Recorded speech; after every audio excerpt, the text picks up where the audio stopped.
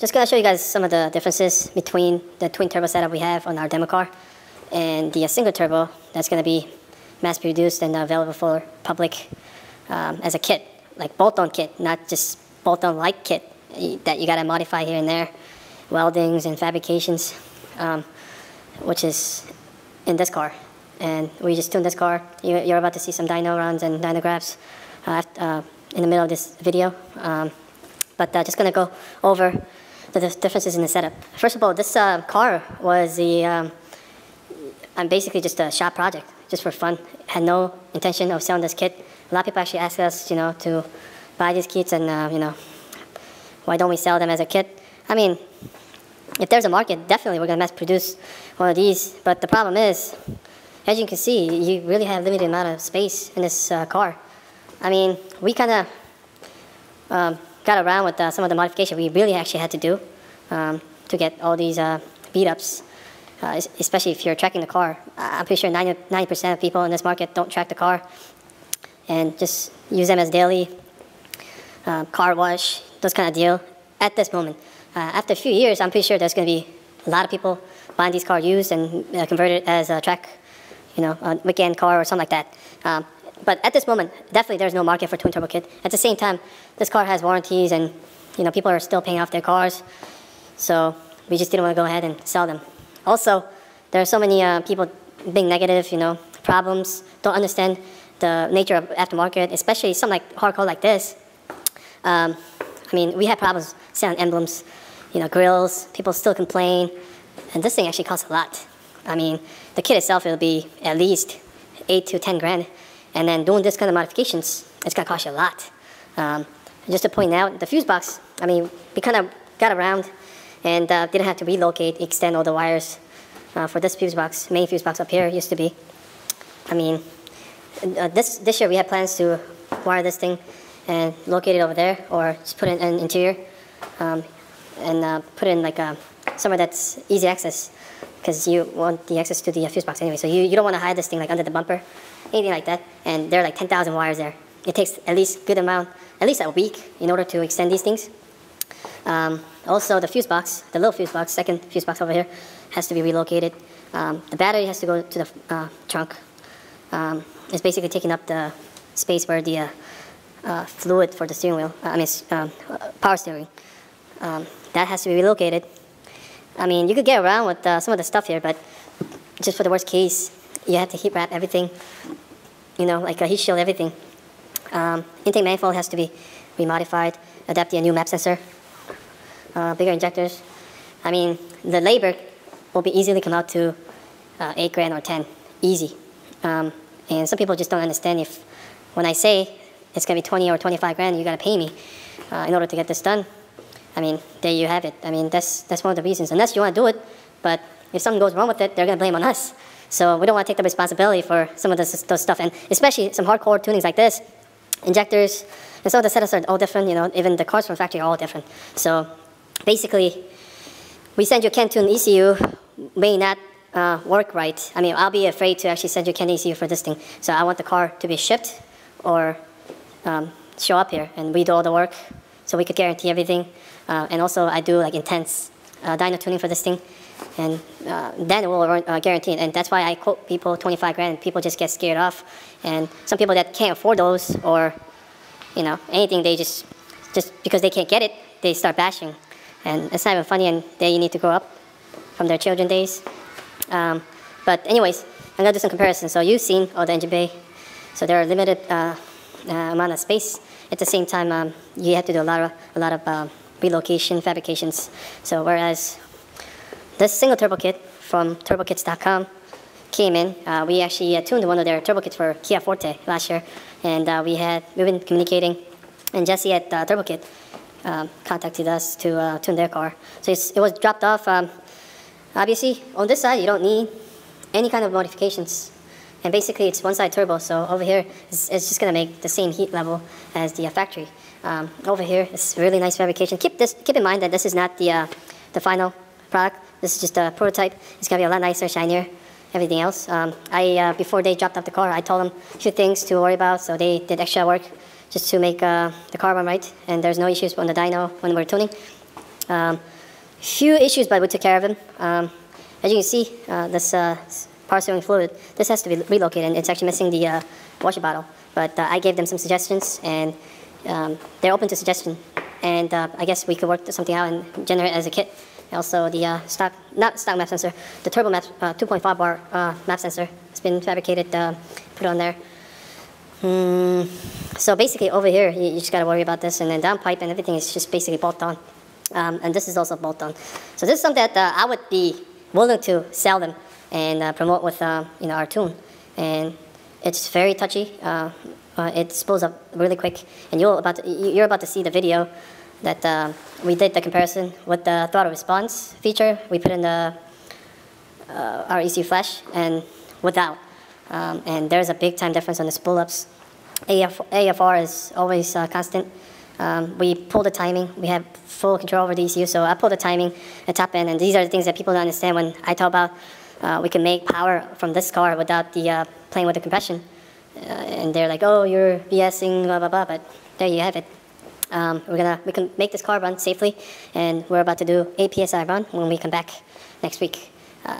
I'll be happy if we can make like low 400, 420 somewhere, and that's what I'll be expecting. If it doesn't make a big difference, then we'll probably put this out as a 6 PSI kit, so that's a little more reliable. And we did like 33 or 35 runs today and had no issues. But a nice kit, and it depends on the manufacturer how they're gonna actually promote their kit and start producing it. But looks like we should be seeing this kit within half a year or early next year. So this is something for 3.8 owners, and easy 100, 120, easy 100 to 150 horsepower bump from the factory at the wheels. So here's the dyno. Okay, October 9th. Early in the morning, just getting some fuels on this Turbo Kit's 3.8 single turbo. Just going to the dyno shop, filling up with 93. I always do this before I go in the dyno, so we don't have to come back here. But running a little late. Have a long day today. After this, I gotta go back and take care of some of the shipment and all that stuff. And then leave to the airport to go to Houston, Texas. So let's see how it does today. And we've been doing some road tunings. I just haven't had time to actually tune this car, but luckily today we just got some time, so we're gonna just do some tweaks and see how it does. 383.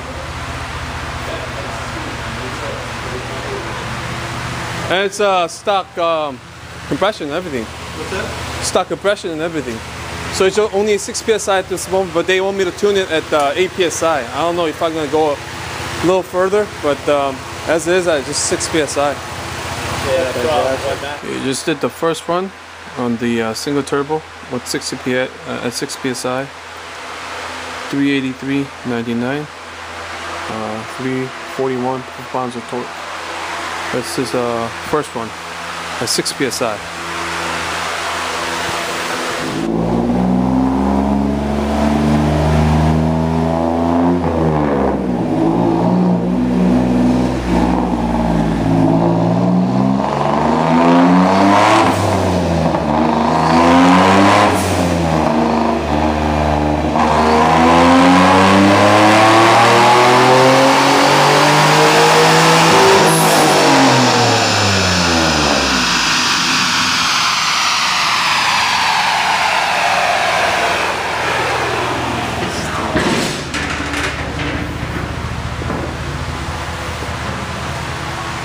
Alright, nice and flat curve.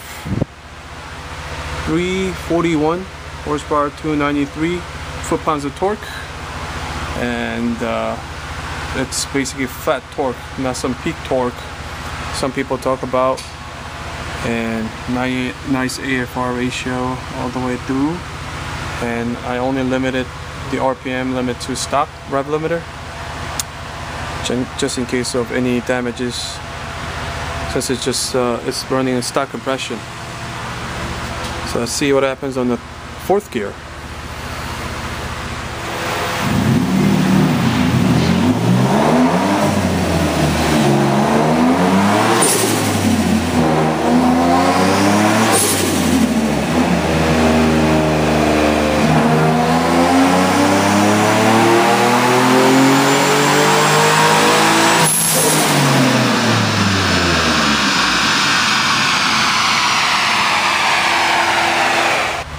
Okay, this dyno graph explains, just for fun, we actually took out the throttle response and just compare what the throttle response tune that we build in to the every tunes and before, especially this single turbo spool ups. We're just gonna compare it, and this is one with the throttle response put in, and this is one without.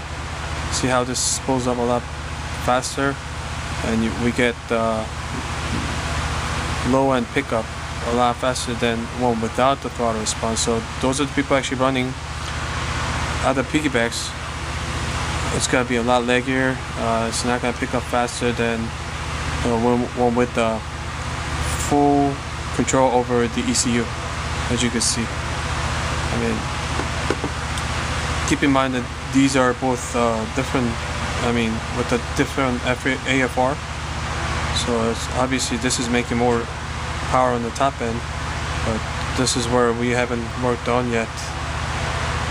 So I'm gonna give the throttle response and keep the AFR. And apparently the AF ratio on this dyno jet is not reading right, so just having little issues, but I'm gonna rely on the built-in gauge we have in the car. So see what happens.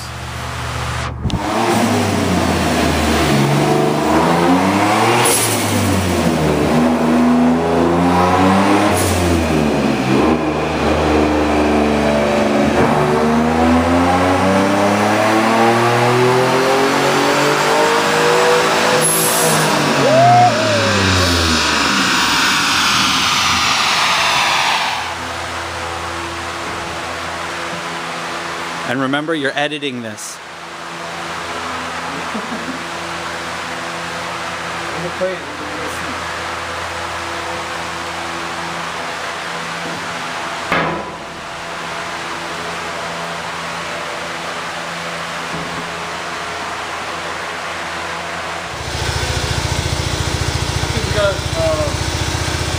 We got a situation here. Oh.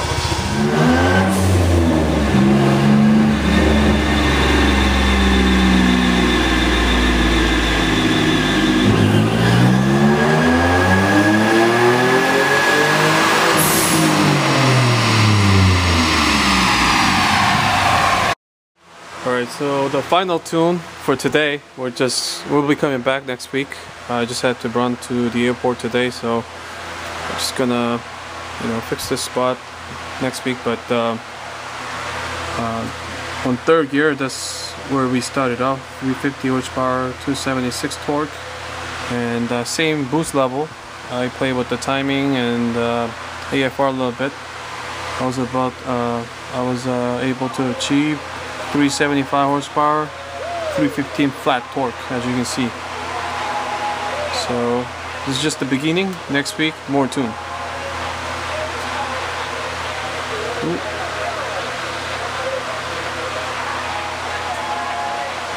And we did 33 runs, no problem.